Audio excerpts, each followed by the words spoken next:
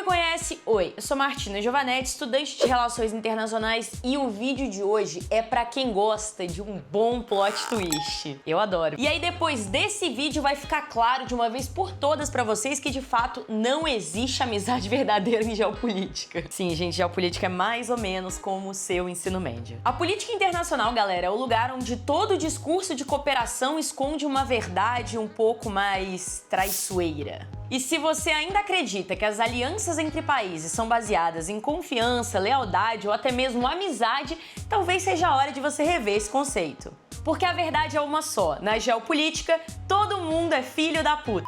Não tem jeito melhor de descrever. E nesse vídeo a gente vai desmascarar, os grandes atores da política internacional e mostrar os seus momentos mais cínicos, mais maldosos, mais mentirosos.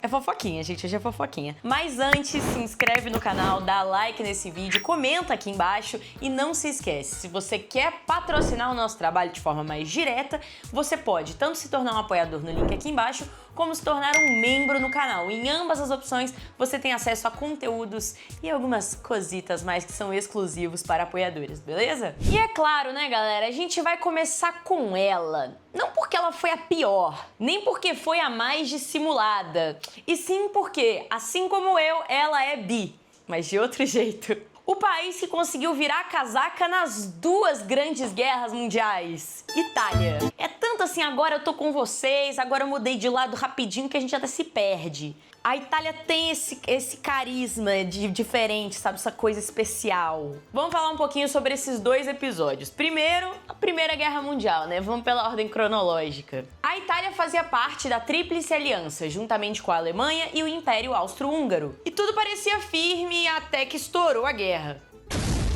E inicialmente a Itália se declarou neutra, até porque a Tríplice Aliança era uma aliança defensiva, ou seja, só servia quando houvesse de fato um ataque. A Itália de primeira usou isso meio que pra ficar de boa, neutrinha na dela quietinha. Só que nesse meio tempo ela já estava flertando com o lado oposto, se é que vocês me entendem.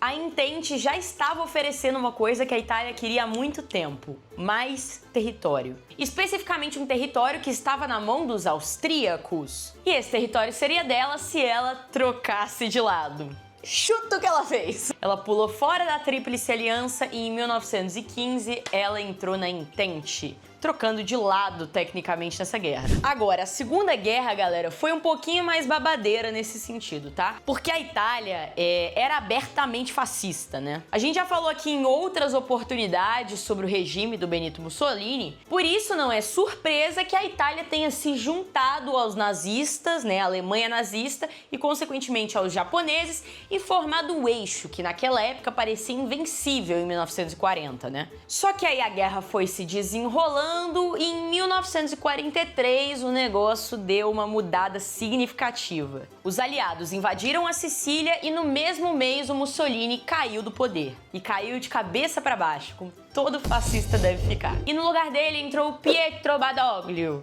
que começou já a negociar a rendição da Itália com os Estados Unidos e o Reino Unido. Em setembro de 43 foi anunciado um armistício entre a Itália e os aliados. Resumo da ópera, galera: a Itália mudou de lado de novo para salvar o próprio couro, E aí falam que a gente só tem uma certeza na vida, que é que a gente vai morrer. Eu tenho duas, que a gente vai morrer e que em qualquer que seja o lado que a Itália começar uma grande guerra, não é o lado que ela vai terminar. E agora a gente tem também uma desunião de camaradas, galera. China e Vietnã em 79. Toca aí o hino da União Soviética.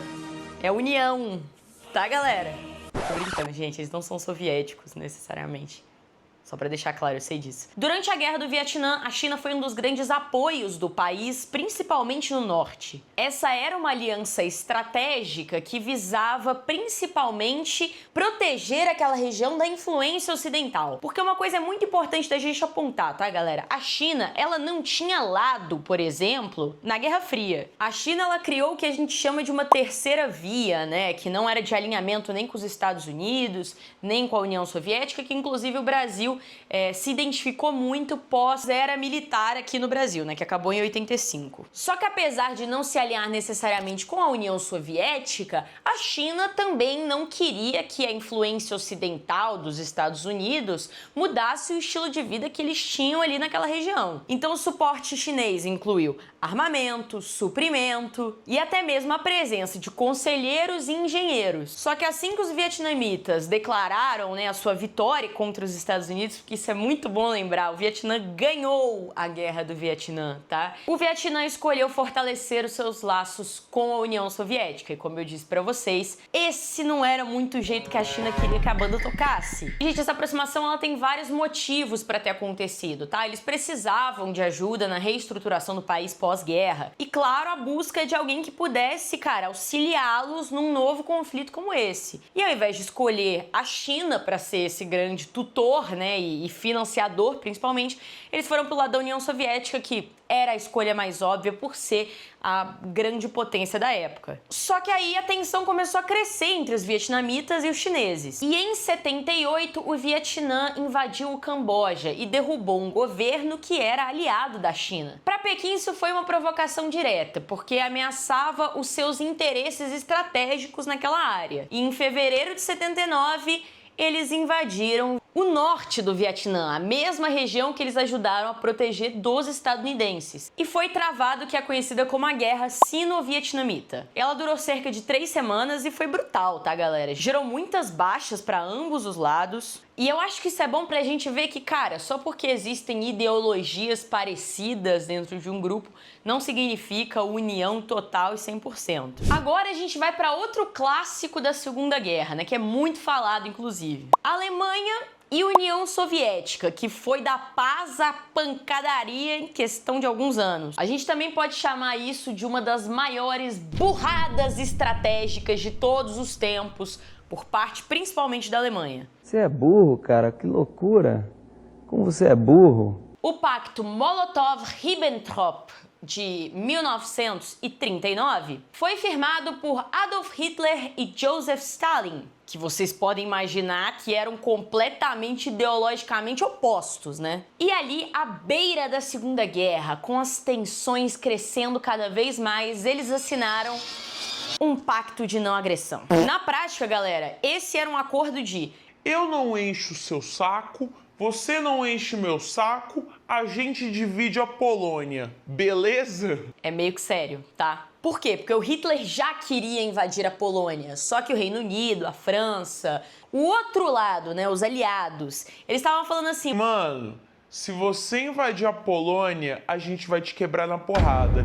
E o Hitler tava assim: vem então. Aqui, ó, ele não vai me pegar na porrada. E aí a União Soviética, no fundo, tava assim, ó: eu não vou mesmo não, a gente fez um pacto. E aí, com essa retaguarda oriental garantida, né, sabendo que se ele invadisse a Polônia, a Rússia, ou naquela época, né, a União Soviética não ia fazer nada, o Hitler foi lá e invadiu a Polônia um mês depois disso, que deu início à Segunda Guerra Mundial. E aí, gente, tudo bonito, tudo bom, maravilhoso. O cara conseguiu fazer com que uma das maiores potências do sistema internacional ficasse quieto enquanto ele invadia um país vizinho do seu, até 1941, quando veio a Operação Barbarossa. Apenas 2 anos depois, quase 2 anos depois, né, em junho de 41, o Hitler cansou, falou: esse negócio de não agressão não tô gostando. E ele lançou a Operação Barbarossa, que era até então a maior operação terrestre de invasão da história. Milhões de soldados alemães invadiram a fronteira soviética. E de início, gente, a União Soviética, que não estava preparada para o tamanho dessa invasão, sofreu com perdas significativas, tá? Principalmente ali naquela região da Ucrânia, naquela região meio fronteiriça ali com a Europa Ocidental. Inclusive, a gente falou sobre os desdobramentos, né, e os reflexos nazistas na Ucrânia, naquele aulão que a gente fez sobre a Ucrânia, que inclusive eu preciso terminar, né, pra falar de como a guerra tá hoje em dia. Eu tava esperando pra ver se ia ter cessar-fogo, mas eu tô achando que não vai ter, não. Mas enfim, já tem 3 partes, mais de 3 horas de aulão, então tem bastante conteúdo pra vocês lá. Só que assim, gente, apesar de perdas significativas num primeiro momento, esse foi o que é considerado por muitos historiadores o maior erro estratégico do Hitler na Segunda Guerra. Galera, eu acho que vocês não têm noção do tamanho da burrice que isso foi. O cara já tinha praticamente a Europa inteira e quis mexer com a União Soviética, que, cara, é um território vasto, implacável, principalmente no inverno. Martina, mas você falou que ele invadiu em junho. Junho lá é verão. Gente, a Rússia é grande. A Rússia começou a utilizar uma técnica militar muito conhecida que é terra arrasada. Os soldados soviéticos basicamente iam recuando para dentro do vasto, gigantesco, imenso território russo e toda a cidade que eles iam passando, eles não deixavam nada. Queimavam todas as estruturas, levavam todas as comidas, deslocavam as pessoas que viviam ali, matavam todos os animais e levavam com eles. Não sobrava nada.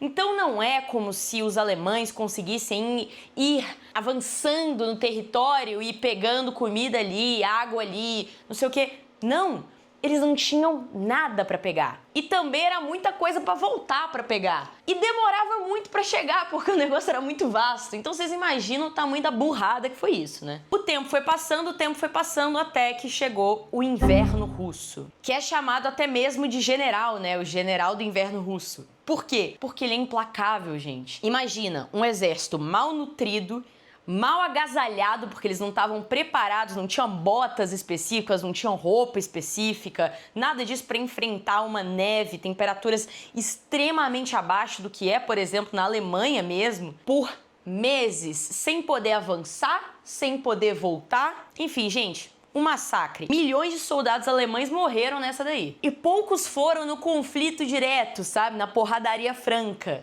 A maioria foi de fome, de frio, de lesões. E nessa o Hitler acabou perdendo números, equipamentos, suprimentos e a guerra. Gente, não é à toa. O Napoleão perdeu pela mesma coisa. Foi ganância de querer invadir a Rússia. E aí o inverno...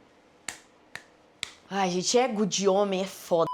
É isso aí, galera. Essas histórias, elas não são só sobre guerras, acordos. Elas são sobre esse pragmatismo, cara, que é brutal e que define as relações internacionais. Cada país tá ali para defender os seus interesses e apenas os seus interesses. E a partir do momento que determinada aliança não servir mais para esses interesses... Tchau, tchau. E se você gostou desse vídeo, comenta aqui embaixo, dá seu like, não esquece de se inscrever no canal, galera. Aqui, ó, pedi bem pertinho pra vocês. Não esquece de se inscrever no canal, pelo amor de Deus, faz essa apatia. E se você quer ser um apoiador mais direto do nosso canal, o link do Apoia-se tá aqui embaixo e você pode se tornar um membro, beleza? Um beijo, até a próxima e tchau!